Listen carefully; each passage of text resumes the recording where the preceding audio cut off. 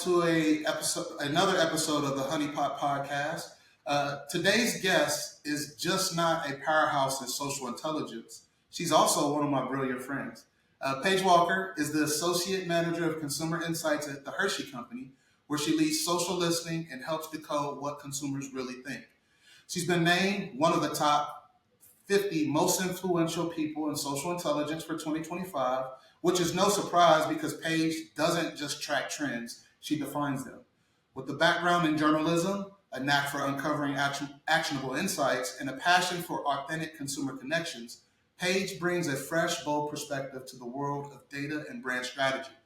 Honestly, she's one of the sharpest minds I know, and I can't wait for you to hear her take on all things social intelligence, brand health, and maybe even a little chocolate talk. So let's get into it with the one and only Paige Walker. Paige, welcome to the podcast. Thank you for joining me. How are you today?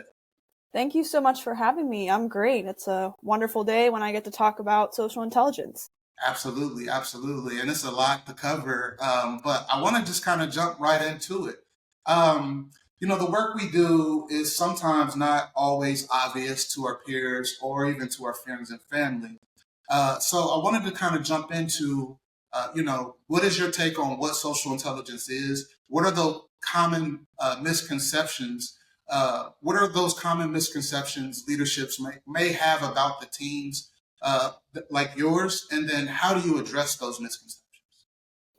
Yeah, so just overall, what I think social intelligence is, I think it's a very unfiltered and unprompted way to understand where consumers are at in the world, what they care about, what is top of mind for them, just that state of the consumer. Because you have to remember, everything people post on social media, they're doing that in their own free will. They're not being asked to post, influencers maybe, of course, but the regular consumer, they're just posting things that are going on in their lives, problems they're facing, things that are impacting themselves, their family, their friends.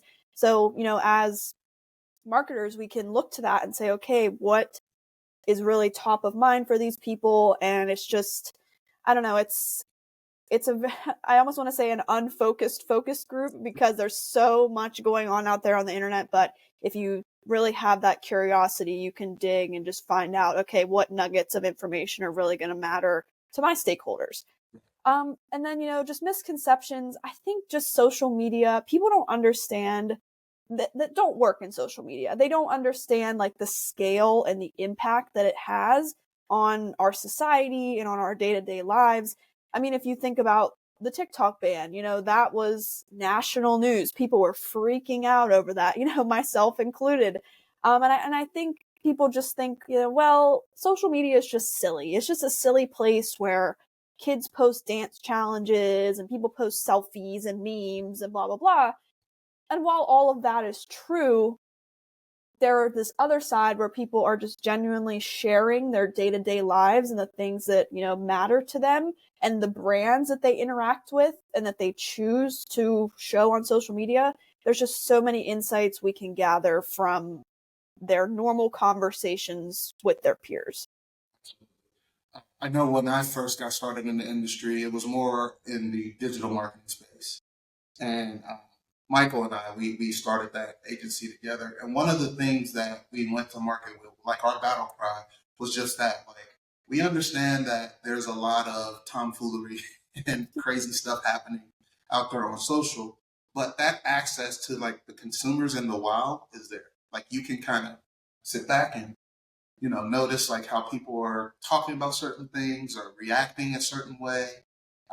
And again, I think that it's important to be able to kind of pull that out, because a lot of the times those decisions that get made at some like big companies, even like at Hershey in the past, could have probably had a longer path to understand the consumer, right? Which means it's like a focus group or, very efficient ways to get that information. But when you have these channels, Instagram, TikTok, all these places, you can jump in and get there. But I think that that's one of those misconceptions. How do you address those misconceptions internally, right? When you are approached, because I think it's important that we are stewards to the industry, and it's our job to help educate others. So how do you help address those misconceptions? Yeah, definitely just that constant communication and advocacy for social media data. So like when I was getting started up really building the program here, I, set up a bunch of meetings with all these different teams and I'm like, "Hey, here's what social listening and intelligence is. Here are the types of insights we can provide.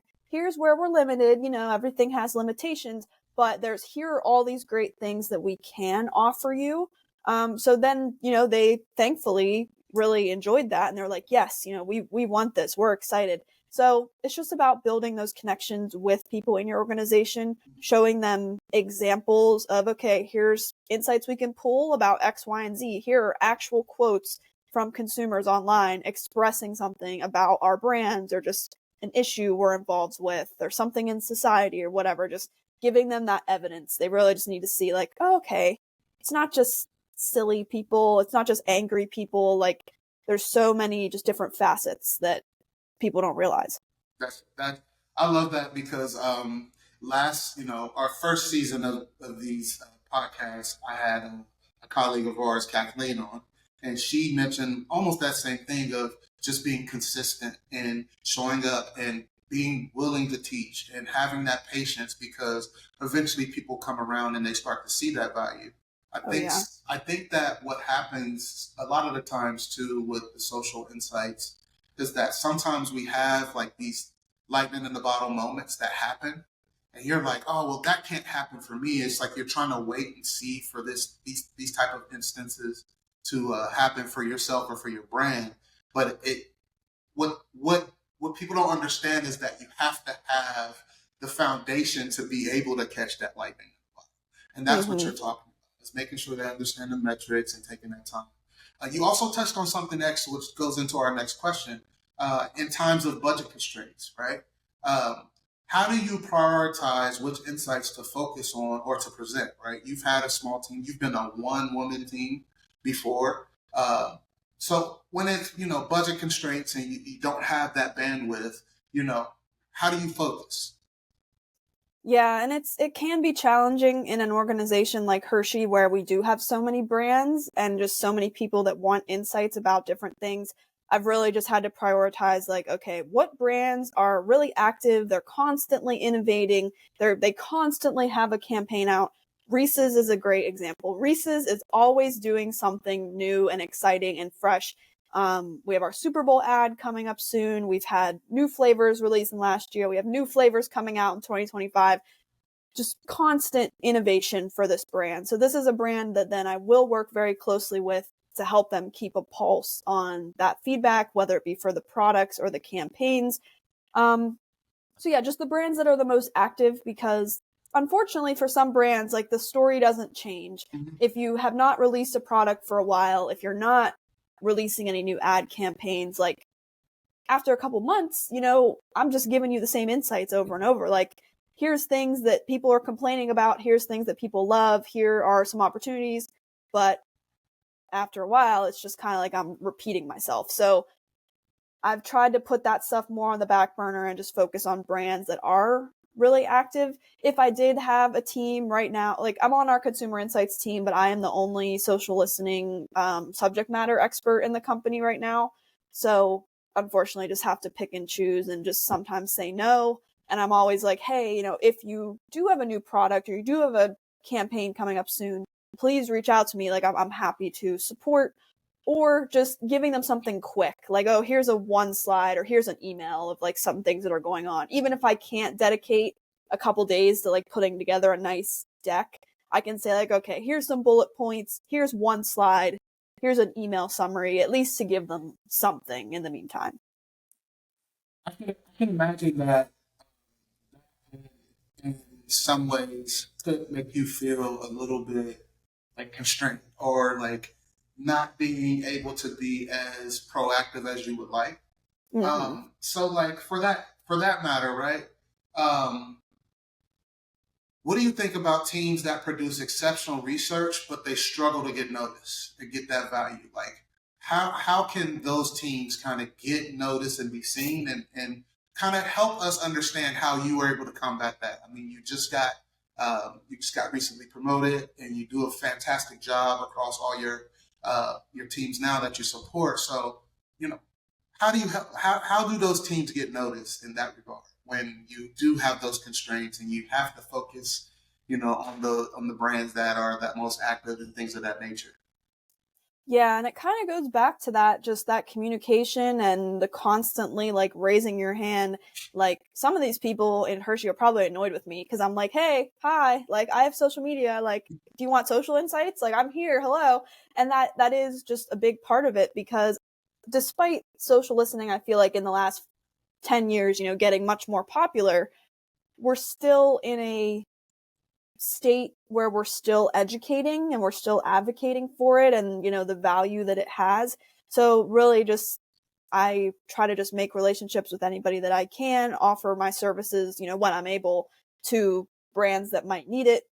Just consistently say, hey, I'm here, I want to help you, there are great insights waiting for you, just let me jump in and let me do what I can do and I'll show you the value.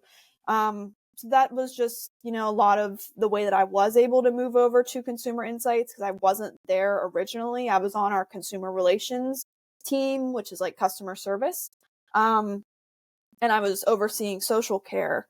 And I do think social care is a big part of social intelligence. Like you need to know what's going on, like at your back door, like you need to know what's going on with your products currently.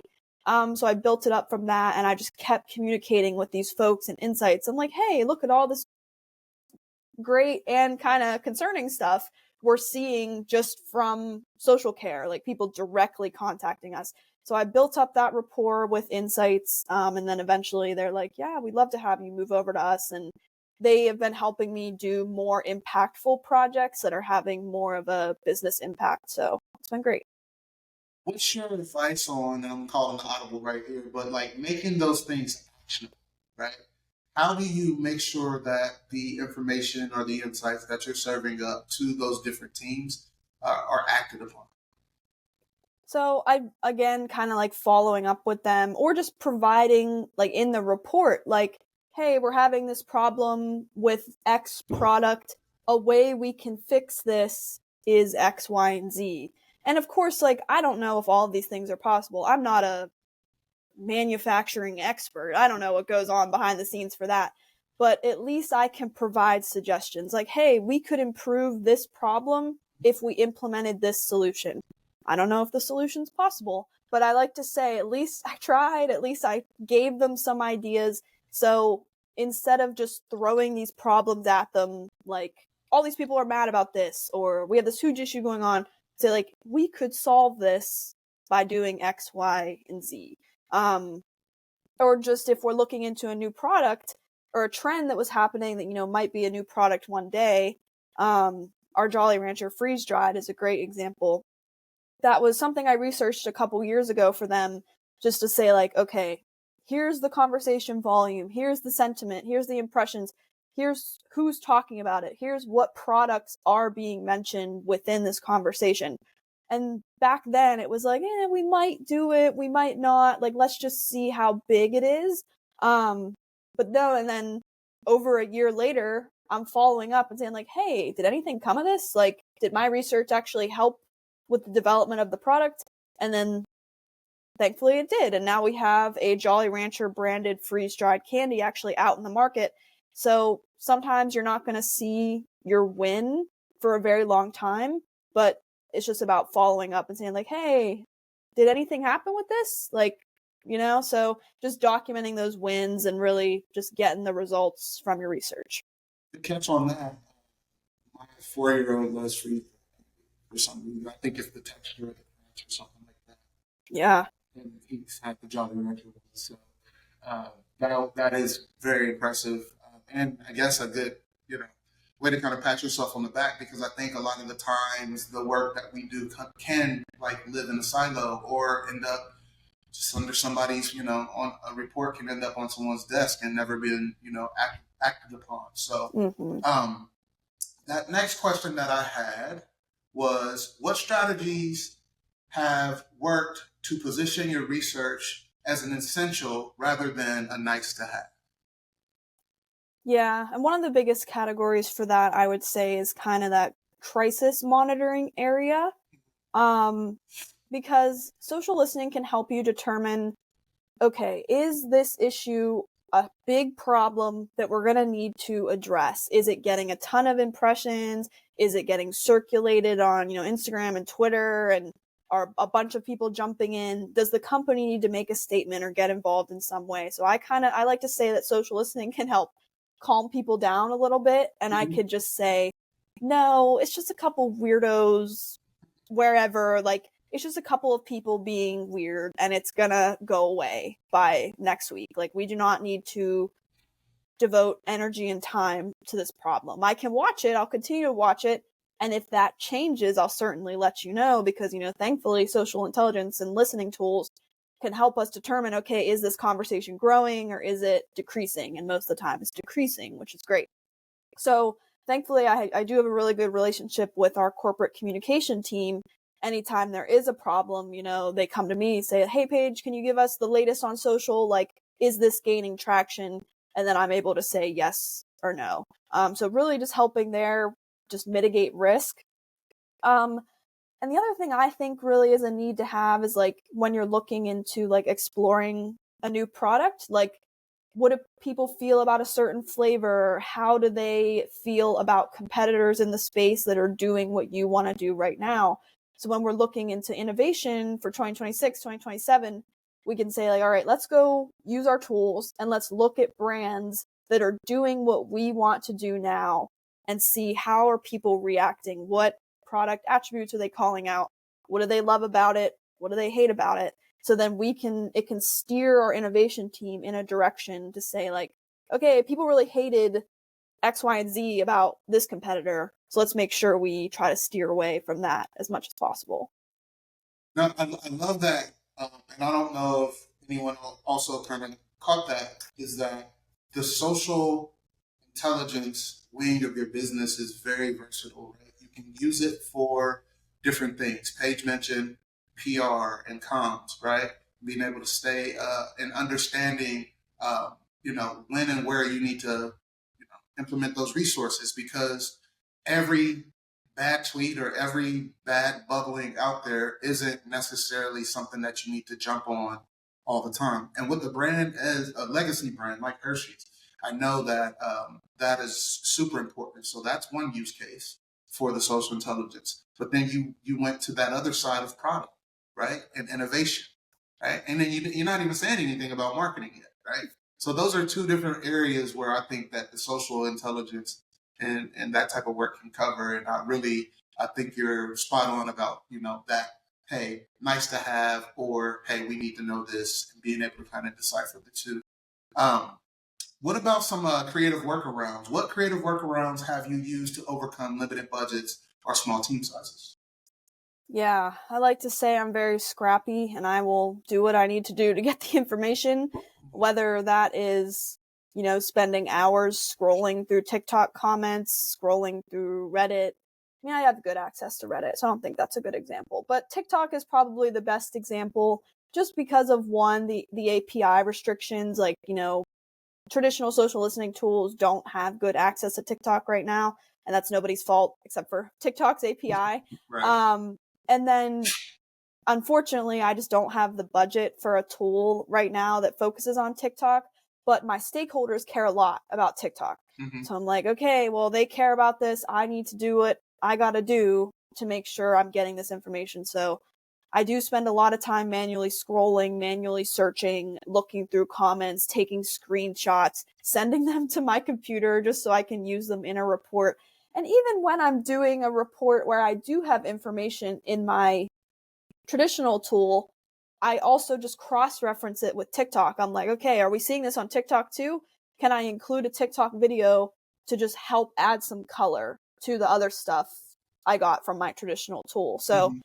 I was very upset about the ban because, like, even if I don't have a tool right now, I just do so much manual research on there. And Instagram too, because we get some from Instagram, some things, but, like, just a lot is not brought in. So a lot of times I'm just looking on Instagram to see what's there too. So got to be scrappy in certain situations. Absolutely. But again, you understand how to use the different channels to gain that insight that you want. And another thing that you mentioned too is just the access to tools. Like Nextfire, right? One thing that we focused on is trying to make sure that it's super easy for others to use our tool, because we wanted to provide that multi-channel approach, because all the channels kind of play its own part in that social and how things kind of move out there in society. So couple other things that I thought about when you're talking is one good tool that I know that's free for TikTok is it called the Creative Studio? Yes, I I don't think a do lot of people use know about that. that. Yeah, if you are a social listener who wants to incorporate TikTok data, definitely check out. It is like the creative search insights. Mm-hmm. And then TikTok has a website that will tell you the top hashtags for a certain period of time. So that's another resource I do use all the time. I'll go in there and I'll look, and you could separate it by category, which is great. So I'll go into food and beverage and I'll just say, hey, what is going on in food and beverage? A lot of it's not related to, our categories. Sometimes it's not chocolate and salty and protein. But sometimes it is. So sometimes I do find very great stuff there. And then Google Trends is another good one that I use from time to time just to see what the search data is. And I think you can separate that one by category as well. So like food and beverage, I'll go in and say, hey, what are the latest searches? Is this something I'm not finding on TikTok or just through my traditional listening tools? So that's another good one. Yeah, it's just manual. So one thing that my goal is to help you this year is to speed that up, because I know you got a lot that you have to get done, which leads me to that next question, right? The metrics or the KPIs that matter the most to leadership and get the leadership's attention. What have you found those metrics typically are? My stakeholders do care a lot about sentiment. And I kind of say, like, don't put all your eggs in the sentiment basket, because it's not always the most accurate, but despite that, they do really care about it. They like to see a high score. It's like a report card, like obviously you're going to want 95, 100% over like 50. So they do care a lot about sentiment. And when it is lower, I will explain to them why it's maybe lower. A lot of times I have to go in and fix certain things, like if the technology is pulling in a certain keyword that sounds negative but actually isn't. So a lot of time I have to fix that. So sentiment is great, despite, the problems we have with it sometimes. And then they love mentions just generally, and potential impressions. They really love to see, like, okay, how far is this actually reaching? Because yeah, you can have so many mentions, and mentions are important, but if it's just one dude on Twitter that has 10 followers, his opinions and his thoughts are not really getting broadcasted to the world, So they do like to see, oh, wow, we had a billion impressions on this. Like, that's awesome. So I have found that to be helpful, just to show the scope of the conversation. And I love verbatims. I love just like taking a screenshot of a quote, putting it in the deck and saying, here's some real life people who are mentioning your product, your brand, your issue, whatever. And here is what it means to them personally. So I have found that to be impactful as well. The comment section is golden. You can find so many different examples to kind of support your insight that way. We know this, but again, a lot of individuals might not understand that this social media is for social people, right? If they're going to be social, it's in the comment section. So that's where all those insights live.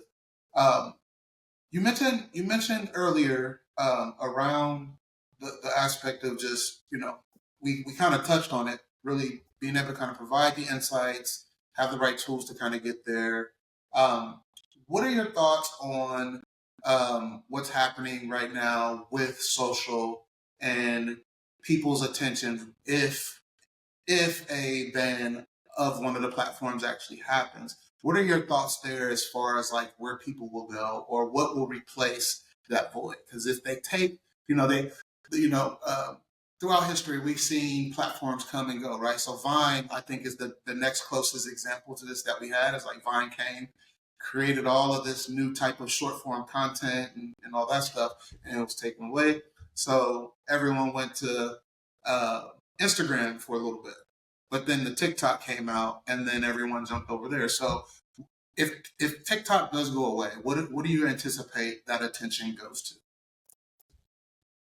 It's hard to even answer that because I think it's gonna be like a lot of different social platforms. I don't think there's gonna be a clear TikTok replacement for a long time. Yeah. Like, I think it's gonna be a bunch of different platforms initially. Like, let's say it happens, it's banned, okay, it's gone. I think there'll be people who go to Instagram, there'll be people who go to YouTube, there'll be people who go to Blue Sky. Apparently Blue Sky is making a video platform now. There's a app called Neptune that's supposed to come out. There's Clapper, I think, is one. There's Red Note that's still a thing, you know. So I think it's gonna be like everybody's gonna migrate to a different place, and then maybe in a couple years' time we get that TikTok replacement. But some people are like, well, I don't want to go to Twitter because of X, Y, and Z, or I don't want to go to Instagram because of X, Y, and Z. I'll go to YouTube, I'll go to Blue Sky or whatever, or the opposite. So I don't know. It's gonna be interesting, and as social listeners, we will need to watch and just see what happens and make sure we are diversifying our sources and make sure we're listening everywhere we possibly can, because I mean, not everyone is on one platform. People are going to be everywhere, so just we got to do our due diligence and look everywhere we can. I'm gonna take a page from Gary Vee on my take on this, and the aspect of just building your brand in general. I think what'll happen is exactly what you're saying, is that there'll be a number of different platforms where people will migrate to based off of their brand and where they can monetize the easiest at. But I do think that one platform or number of platforms that doesn't get mentioned enough that I feel really push the culture are those live streams. Yeah, I didn't even think about that. Yeah. Discord, Twitch, you know, they're getting bigger. There's this dude, I did it in my newsletters. His name was like the real Ray. I can't remember Ray last name, but he does live streams on Tango. I think it's called Bigo, Bigo. I haven't heard of that. But he goes and gets like rooms full of like people from Pakistan or Kenya, and then he teaches them like the hip hop dances. So they were doing like the Kendrick Lamar dance, or they did the Michael Jackson Beat It. But it's like that type of attention that you can gain from those live streams, I think is as impactful as like those quick hits you got off of TikTok. So that's my hypothesis. I think that it'll be I think live stream is that only piece that you didn't mention that I think people will go to, because that in real life, that IRL type of event, that human, being with humans, being in a group with people, or feeling like exclusivity or something like that within society now is like underrated. Like I think that that's coming back, and only time will tell, but mark my words, I think the live stream is going to be one of the ones that we want to kind of look into, especially from the social intelligence side. Yeah, people really crave community, and I think that's getting a lot stronger, and that's why those live stream platforms do a lot better, in recent years, because you can go and join that niche community. And sure, you can do that on TikTok and Blue Sky and whatever, but I don't know, it's very easy to join a Discord channel about something you're interested in. And I didn't think of it because I don't use them. I'm like a Discord boomer. I like get in there and I'm like, I don't know what all these buttons do. Like, I don't know. So, but I need to explore them more for sure. Yeah. Not me. I can't even call myself a gamer. I love video games. So that's how I learned about Discord way back when. But yeah, I mean, all of those community-led platforms and then the live streaming, I think is just going to all come into play. All right, last question. You ready for it? I'm ready. All right. If you could give one piece of advice to a team struggling for recognition, what would it be? To keep raising your hand. And I know that just kind of seems simple and like boring, but that's what I had to do. And I'm still doing it years down the line. I mean, yes, I had a major victory of moving my role over to Insights, where I do believe it belongs and I do believe it can flourish the best and do the most impactful work. But it took years to get here. And now that I am here in Insights, I'm like, okay, well, I have to offer myself to be involved in these projects that they're already involved in. I have to get to know them. I have to get to know the traditional market research, process a lot better. I'm learning about all of that now. So just continue to raise your hand, continue to advocate for yourself, continue to communicate, because people just easily forget about social media, at least here at Hershey. And I don't know how it is in other organizations, but for us, social media is like an afterthought. They don't really care that much about it. We don't have even an organic social team. We do not have social media here. So there's a lot of us internally who are advocating for that. And I'm just advocating for it on the Insights side. Like, okay, we need to make sure we're listening on social. This is a great topic. Let's look on social media and see what's happening there, just to help complement that other research that we're doing and to add color to it. So just offer your services, raise your hand, and it's going to be discouraging at times when, they're not listening to you or they're not taking you seriously. Or just somebody's like, oh, people are just angry on social media, like blah, blah, blah. That's not true. You are the expert of what you are seeing on social media on a daily basis. So it's your job to then advocate for that data and make sure it gets a seat at the table with, qualitative and quantitative data. So, yeah. Glad I was able to get that take from you before you become the SVP of social media over there at Hershey's. Because it seems like the department will have to grow. Again, we talk about it offline, but, all this attention to social at a global scale at this point with the TikTok stuff, Red Note and all that stuff happening, and then, politics jumping into it, it's only a matter of time before everyone starts to prioritize these channels. Because, again, like you mentioned before, it's fresh. It's right to the point, and you can get that information a lot quicker than traditional market research in some ways, right? Yes. But Paige, I think I want to end this session with for you to have take the moment to any hot takes or anything you want to kind of say thought leadership wise or anything. This is that time for you to do that, and then we'll close out the show. I don't know. Thought leadership. I don't know. It's hard because. Feel free to cut this out later as I think of this. I don't know. I think every Insights team needs a social listener on it, period. Because you're ignoring such a big part of society, despite what you feel about social media personally. I've worked with people who just do not care about it, do not see the value, just think it's silly. But I'm like, okay, you are not the target audience. Right. There are other people who are the target audience that do use social media all the time.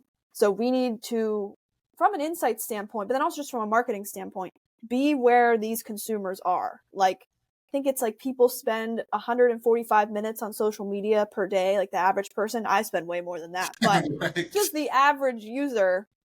So as brands, we need to show up where they are, whether that's marketing campaigns or listening to what they are saying, being in those spaces.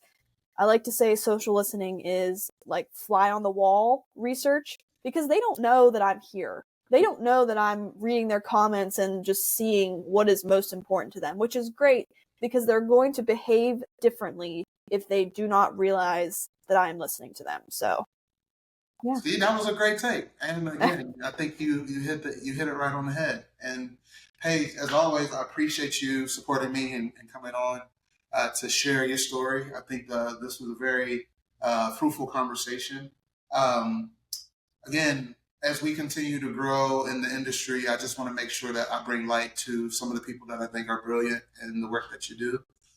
So if you don't get that enough at work, you get it from me. Really appreciate you. I learned a lot from just being a friend.